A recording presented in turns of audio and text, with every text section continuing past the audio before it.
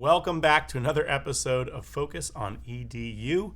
I'm your host, Doug Conopelco from CDW Education, and I'm coming at you with a new guest today, Al Thomas, the Educopilot. And we're going to dive right in and just go to introductions here and learn a little bit about Al and your background and passions in education. No, thanks. Thanks for having me on the podcast. Excited to be here. So my name is Al Thomas. I go by Educopilot just about on every social media platform that's out there. And so I've had the privilege of being a classroom teacher, a high school administrator, and then also being able to work at a regional service center here in Texas. And then also having the privilege of being able to work with a variety of different companies working at ISTE, been working to help create what is now called the Google Certified Coaching Program and helping to craft that. And so I have had well, you can tell by the gray, I've had a number of years in education. And so it is one of those things where I am excited about where education is at and excited to dive into the conversation today. So probably my thing that I am most known for is just my love and passion for creativity and bringing that to the classroom and helping others to be able to discover their ability to be able to be creative regardless of if they feel like they can paint, draw, or do the things that we traditionally think of when we think of creatives. So I want to go back to your teaching days for a minute. So when you were teaching, what did you teach? What level? Tell us a little bit about that. So working in high school and then also being able to do science, and so which is something that I really enjoy and really am passionate about. And so it is one of those things where I definitely miss those days of being actually there and actually in the classroom and just like having those moments of where students are just kind of getting in and being able to get your hands dirty, and especially with subjects like that. So yeah, it's been a long journey, and so having the privilege of transitioning from that and also going into administration, and actually leading the campus and being able to support educators in that role, that was some fun times, and it was pre gray hair. So Important distinction to make here, pre-gray hair. Um, yes. so talk to me a little bit about the work around creativity. So maybe what have you always been passionate about creativity? Is that something that began with the teaching years, with your work in education? Let's talk about that. Yeah, and so creativity has always been something that I've been passionate about. I think the running joke when I was younger is that I would always find myself sketching something or drawing something or putting something, capturing something that I saw. So that was something I was always interested and curious about. And so I at a probably when I was in starting in high school and going into college, started to teach myself and learn videography, photography, and so went through that process of learning and really found that I wanted to be able to capture and share the stories that I was passionate about. So that was something that was really great for me to be able to experience and be able to do, and that kind of created the space where I was capturing and sharing and then thinking about how can I help others be able to do the same and be able to embrace their creativity. At a young age, I didn't have access to tools to be able to create.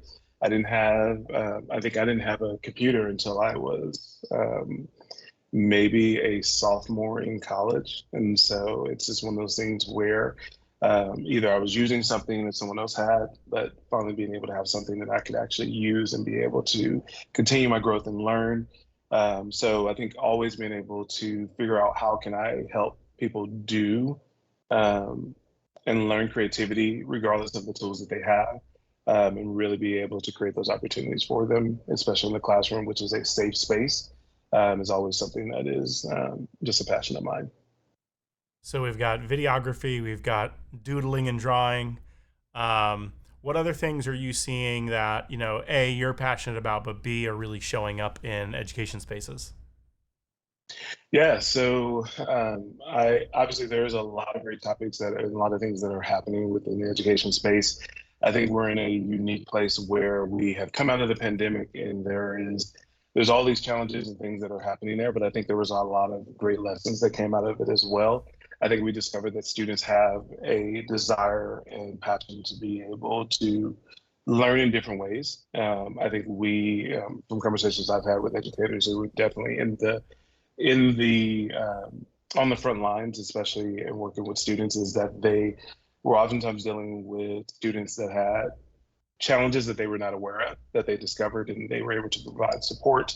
So I think that a lot of the things that we were able to see is the importance of social emotional learning and being able to support students beyond what they're learning in the classroom has become much more valuable and much more important for us to be able to make sure we're creating those opportunities.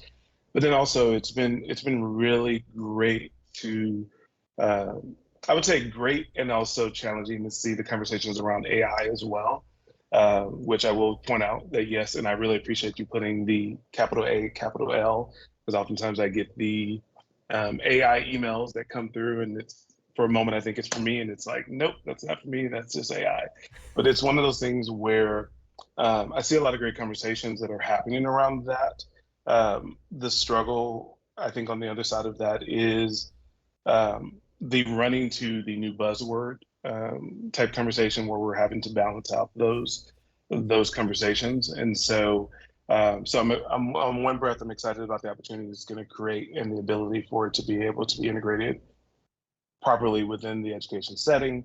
But it's also that how do we balance out that caution and make sure that we're just not shoehorning something in because it's new, it's cool, it's interesting, and making sure that we have that balance as far as what we're doing in the education space. So you mentioned your in your background that you worked at one of the regional service centers. I think it was ESC 10, right? Which is Yep. Dallas, which is big, big districts, big schools. I'm Florida, so we are big districts, big schools.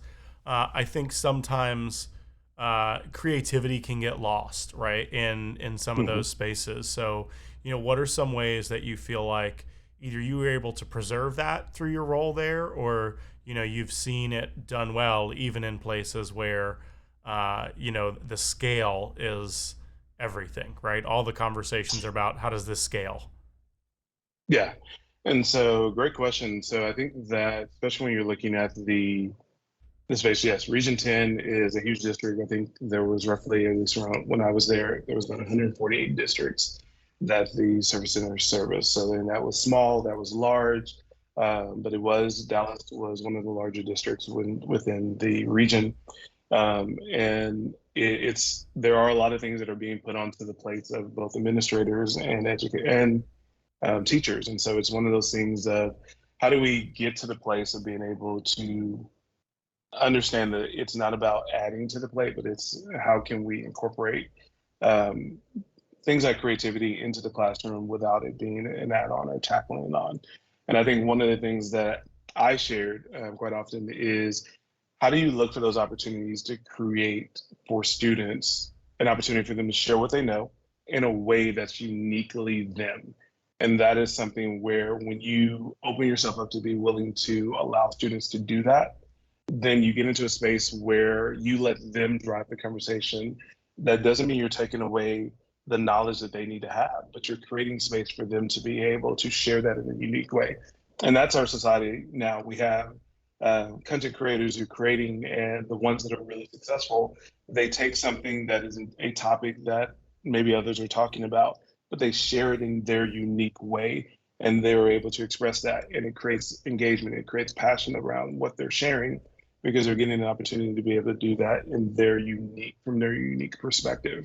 And so as with my role within the regional service center, with I worked with teachers, but then primarily spent a lot of my time working with administrators to be able to how do you create space for your teachers to be able to, whether it's integrating technology, be successful in it, or to be able to integrate things like creativity within the classroom and be successful. So it's really about how do you give them opportunities, how do you support, how do you look for opportunities for that encouragement, and how do you make sure that what you're doing as far as being able to when you're doing walkthroughs and you're engaging with teachers, how do you support them when you walk into the classroom? It looks like chaos, because I will tell you, creativity sometimes looks like complete chaos in the classroom. Good learning or quality learning looks like chaos in the classroom at times. And it's how do you make sure that your teachers are feeling the support and being able to be encouraged to continue to be able to try and create those opportunities for students. I think too, you brought up a couple good things there. One is like, we often think about when we think about creativity in the classroom is, creating videos and podcasts and paintings and spoken word and storytelling and all those things. But that's at the point of delivery, right, with the students. But there's also, as an administrator, right, you've got to not just lay the foundation for creativity to be acceptable for the students in the classroom, but creativity to be acceptable for your teachers in the classroom, right? For them to be Absolutely. creative with the many different things that we all know we have to do, right? But there's still, how do we, make space then for the teacher to be creative with their work? Absolutely. And that's one of the reasons why anytime I'm doing workshops and working with teachers and administrators in those settings, I don't want you just to hear what I'm saying. I want you to try. I want you to do I want you to experience these types of whether it's an activity or whether it's something that you can bring into your classroom to be able to do with your students.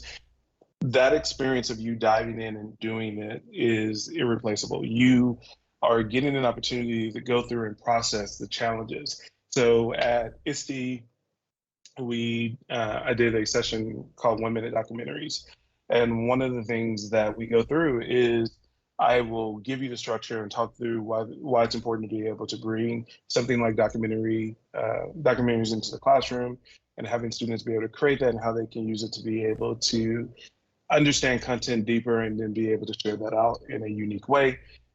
It's also, I will oftentimes just say, hey, your task is to create a documentary for this length. So maybe it's shorter because we have limited time.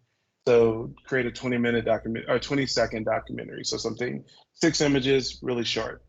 What I will often get from even from teachers, whether it's students or anyone in the room, is okay, what tool do I use? I don't care. And it's those little moments that you create, and that's why I say it's really stop thinking about it's like adding to the plate, but it's those unique moments that you can create in the classroom where a teacher can have those conversations with students and it's pushing them past what they're thinking so that they all of a sudden start to embrace creativity in a way where it's like I've taken a baby step, now I can go forward. Because I'll say, hey, I don't care what you use, I don't care what tool you use, your task is at the end of this time is to have a finished product. And so you'll typically, especially with teachers, you'll have probably about the first 5 minutes or so where it's just like, I don't know what to use, or I'm trying to use everything. And then all of a sudden, there's this moment where all of a sudden they hone in and they start to basically focus on the story they want to tell. And then the tools just naturally come in. Oh, I've used this before. Oh, let's try it. And all of a sudden, that group starts to formalize their project and start to share their story. And what I always end those sessions with is, hey, you went through this, you were excited, you jumped in, and then you ran into this barrier that you were like, I don't know what to do. And that's okay. That's a part of creativity as well. And that's a lesson that carries over in so many different areas. That it's okay in these moments to feel like you've tried something and you failed at it, or you've tried something and it was challenging and you had to rethink it. And then I always say, how would you do it differently? So if I gave you another 10 minutes, 15 minutes to redo this project, how would you tackle it different? And every single person in the room has a different way that they would tweak how they would approach doing that. So the more we can look at creating those opportunities for students where it's, hey, I'm going to give you this small taste of this, but then I'm going to keep building off of this so that you can learn and be comfortable in the space of creating something and taking something from here, taking something from there, and bringing it together to be able to create something unique and new. That's the power of creativity. That's what we're trying to get out. I don't care if you know how to paint in this context.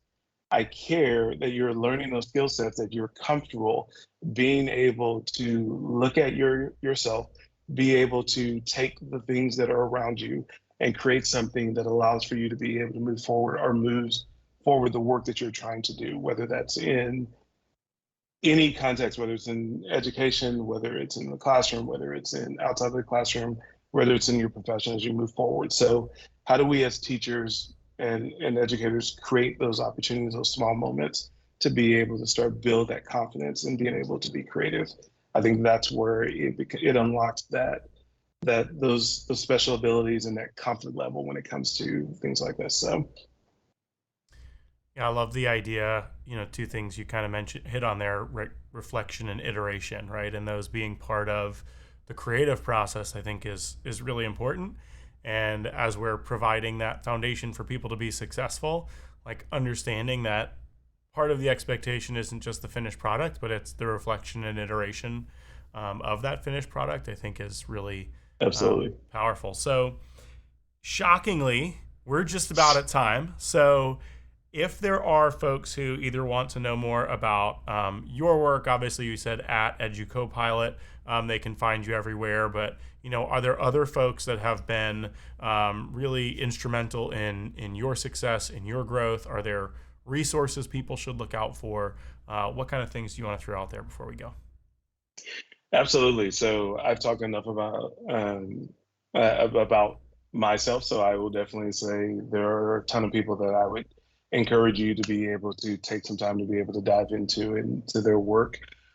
So I'll start off with an organization that I've had the privilege of serving on their board. It's called 100 Cameras. It's an organization that helps teach students photography and then also identify needs within their community. And then the students are able to sell their photos, and 100% of the proceeds go back to impact those areas that those students have identified within their communities. So it's teaching students a skill, but then also giving them an opportunity to be able to really be a part of the solutions within their communities. So that's 100cameras.org. They have resources for educators, for students. I would encourage you to check those out. I would also tell you that there are some incredible individuals that are doing amazing work. Dee Lanier, who I know was on the podcast before, who is written a book recently, which is, I would encourage you to go check that out. It has some amazing resources that are there. Ken Shelton, who I mean is doing some amazing work when it comes to technology and equity, and just I would guarantee you that if you go and check out the work that is being done with those three organizations, you'll find some resources that will be very beneficial to the work you're doing in education. So please do so.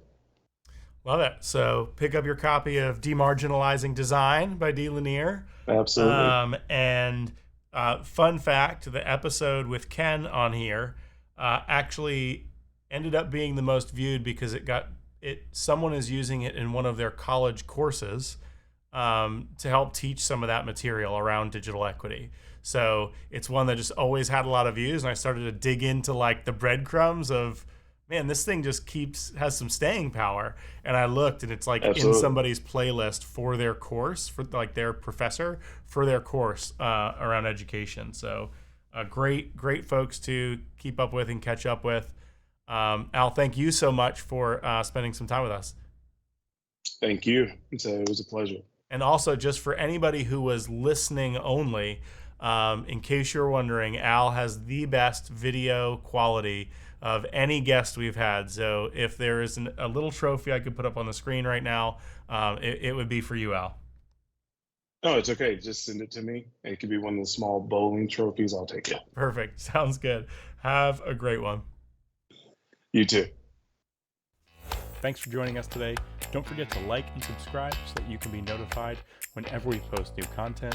Looking forward to seeing you next time.